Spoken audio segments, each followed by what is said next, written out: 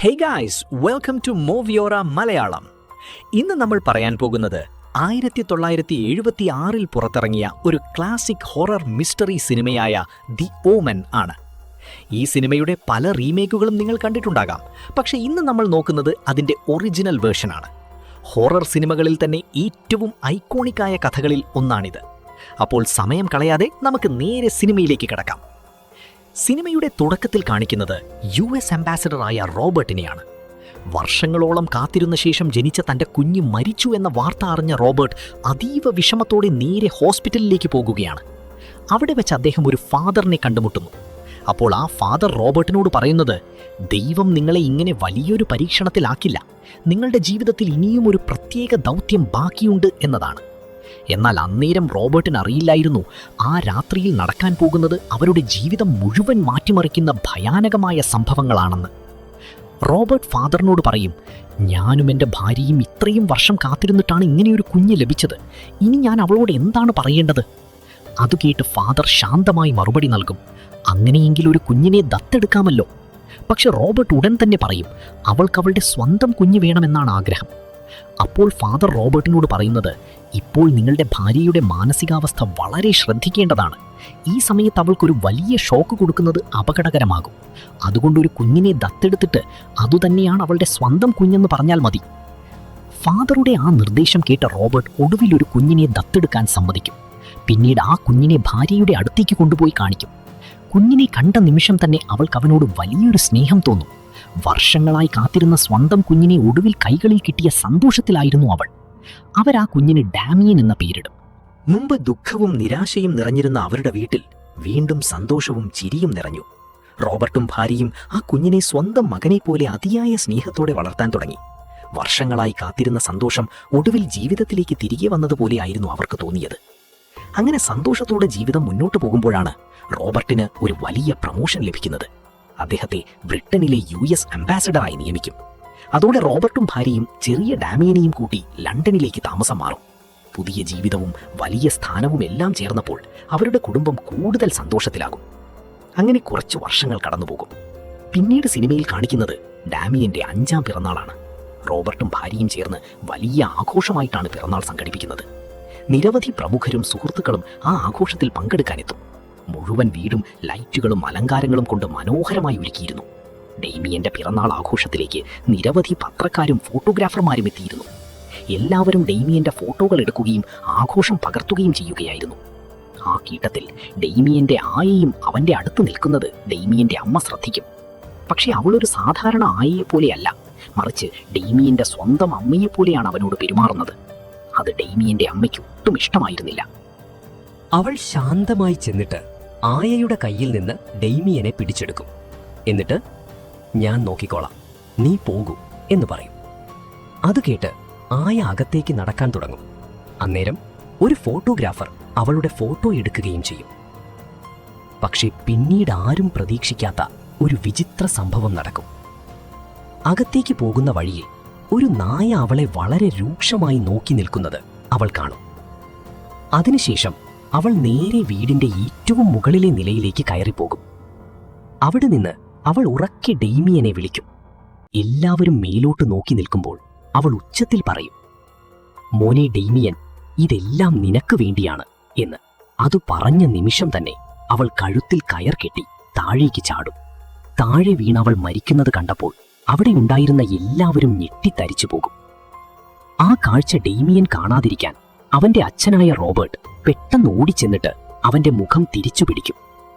പക്ഷെ അതിശയകരമായ കാര്യം, ഡെയ്മിയന് യാതൊരു ഭയമോ ഞെട്ടലോ ഇല്ലായിരുന്നു.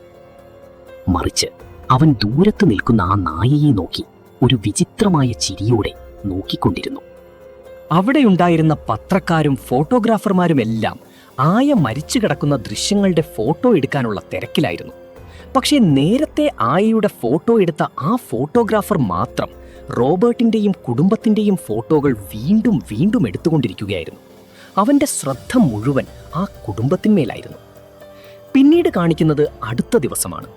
റോബർട്ട് ഓഫീസിലേക്ക് പോകുമ്പോൾ അവിടെ മുഴുവൻ പത്രക്കാരാൽ നിറഞ്ഞിരുന്നു.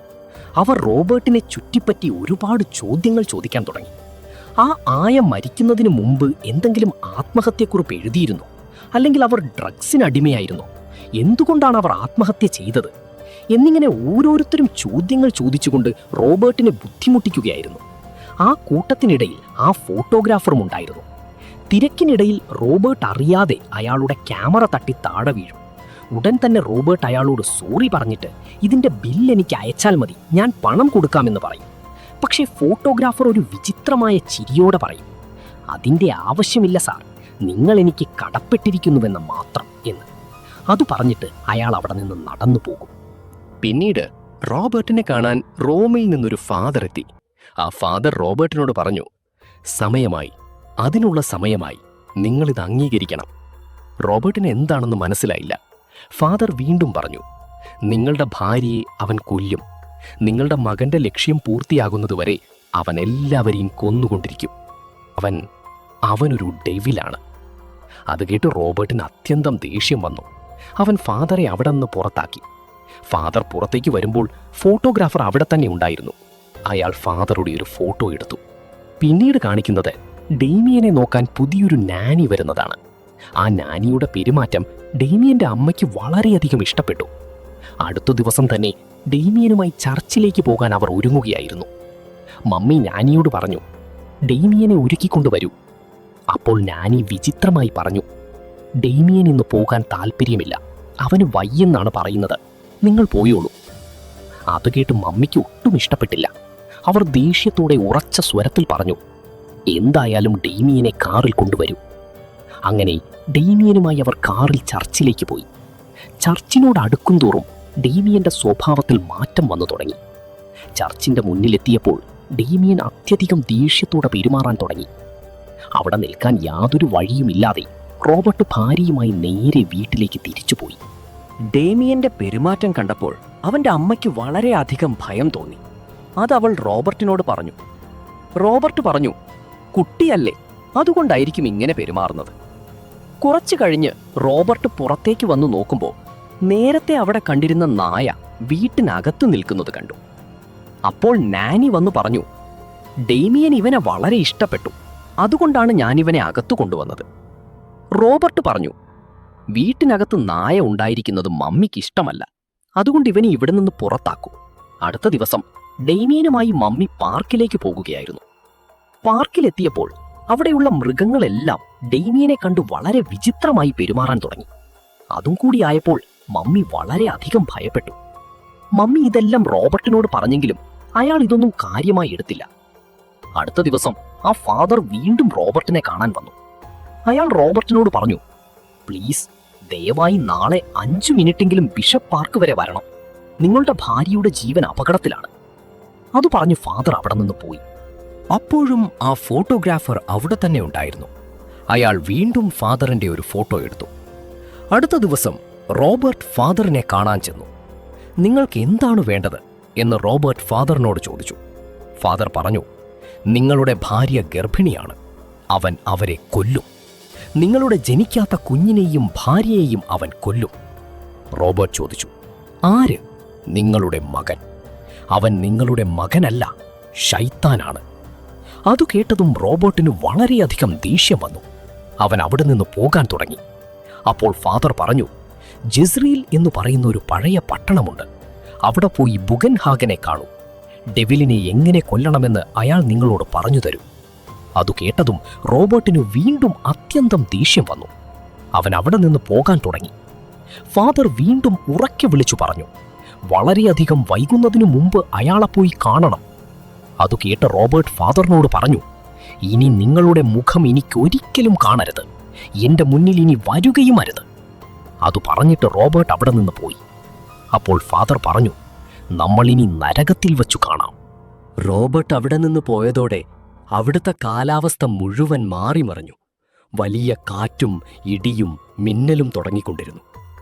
ഫാദറിന് എന്തോ അപകടം വരാനിരിക്കുകയാണെന്ന് തോന്നി. അതിനാൽ അടുത്തുള്ള ഒരു പള്ളിയിലേക്ക് അദ്ദേഹം ഓടിക്കയറി. പക്ഷേ ആ പള്ളി അടച്ചിട്ടിരിക്കുകയായിരുന്നു. ഫാദർ പള്ളിയുടെ വാതിൽ ശക്തമായി അടിച്ചു തുറക്കാൻ ശ്രമിച്ചു. എന്നാൽ വാതിൽ തുറന്നില്ല.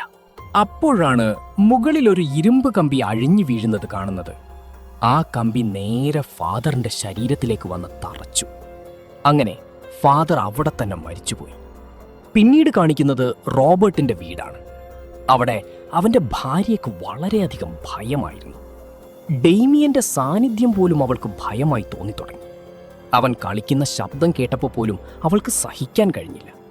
അതിനാൽ അവൾ നാനിയോട് പറഞ്ഞു, അവനെ അപ്പുറത്തേക്ക് കൊണ്ടുപോകും. അപ്പോഴേക്കും റോബർട്ട് വീട്ടിലേക്ക് വന്നു. മാമി റോബർട്ടിനോട് പറഞ്ഞു, എനിക്കൊരു കാര്യം പറയാനുണ്ട്. നമുക്കൊരു കുഞ്ഞുകൂടി ഉണ്ടാകാൻ പോവുകയാണ്.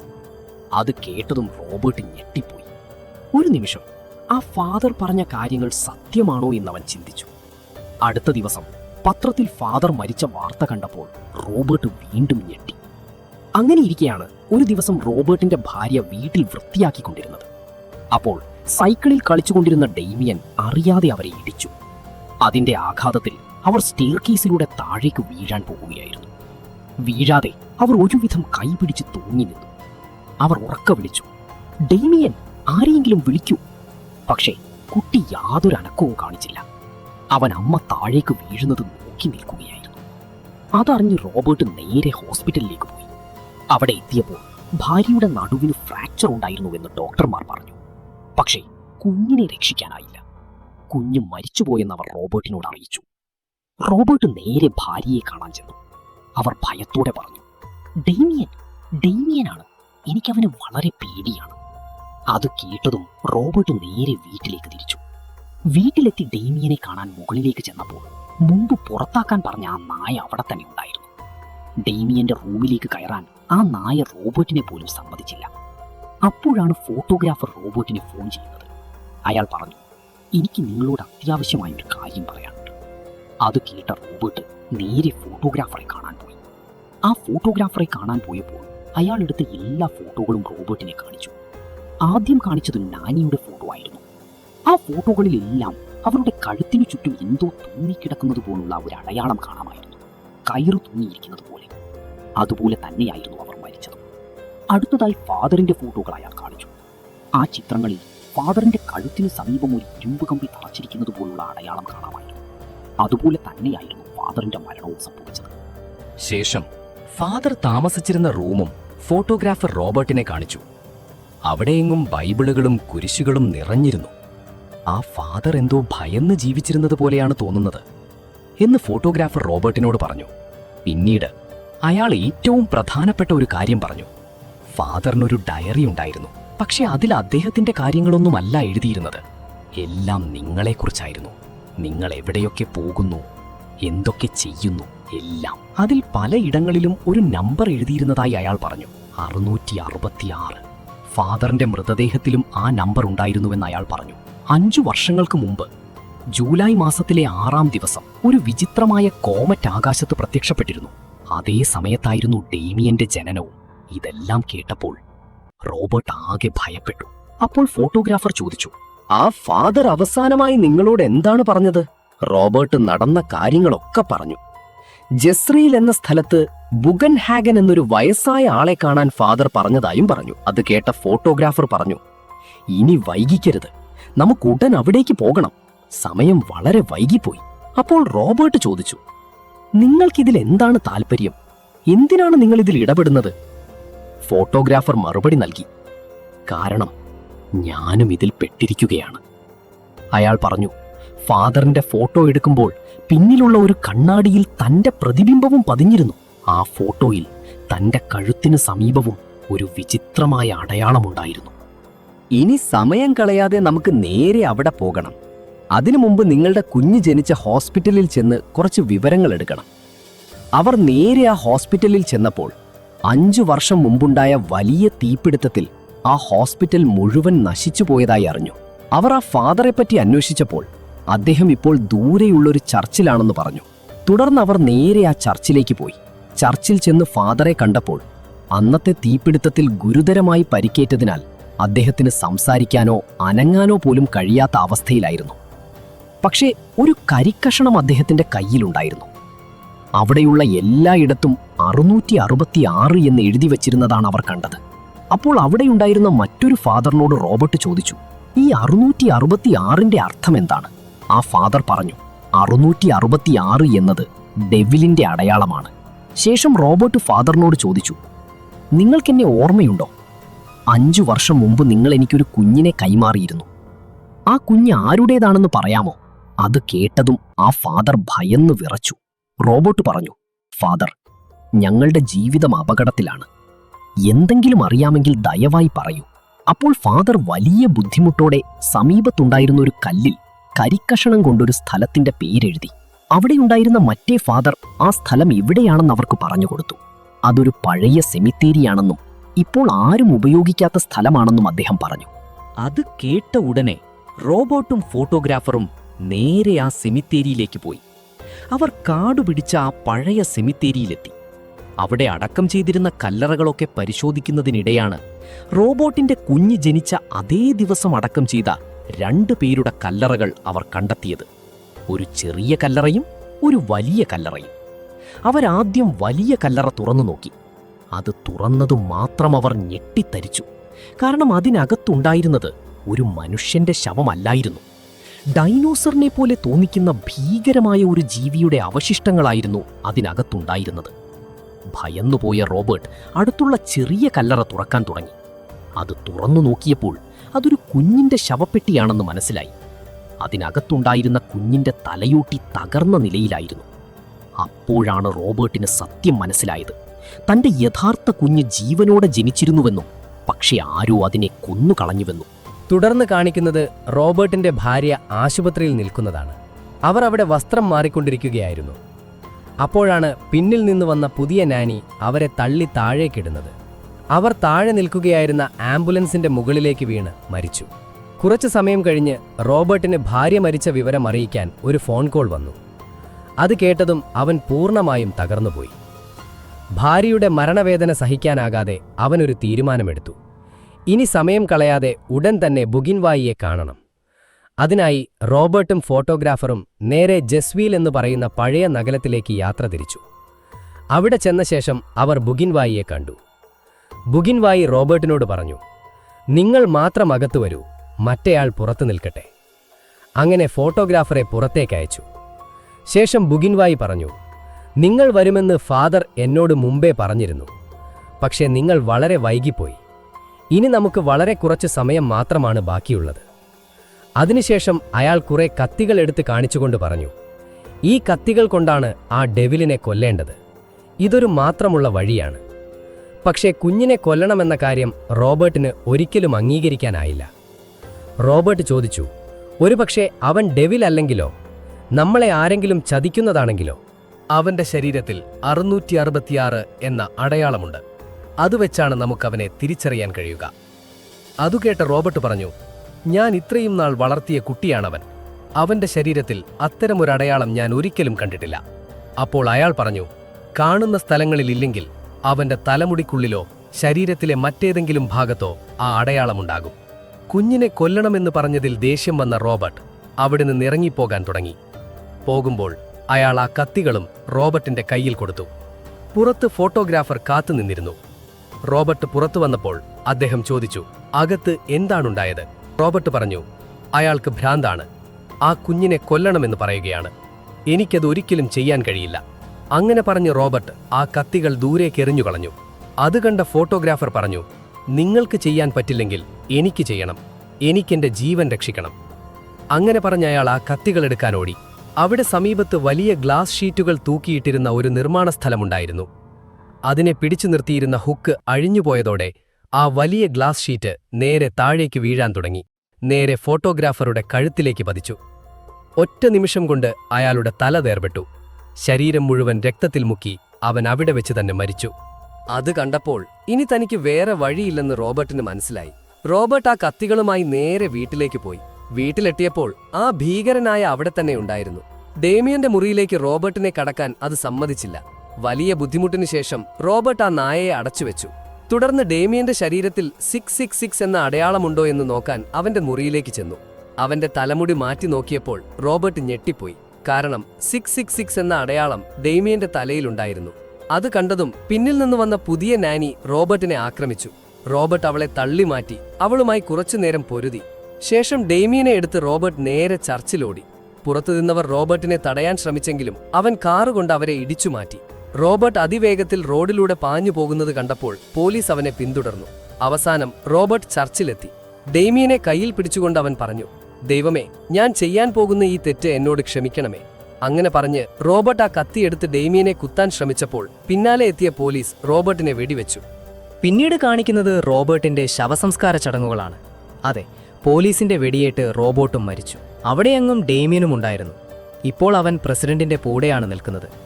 ഡേമിയൻ നമ്മളെ നോക്കി ചിരിക്കുന്നതോടെയാണ് സിനിമ അവസാനിക്കുന്നത്. തന്റെ ലക്ഷ്യം അവൻ നിറവേറ്റിയെന്ന സൂചന നൽകുന്ന ഒരു വിചിത്രമായ ചിരി.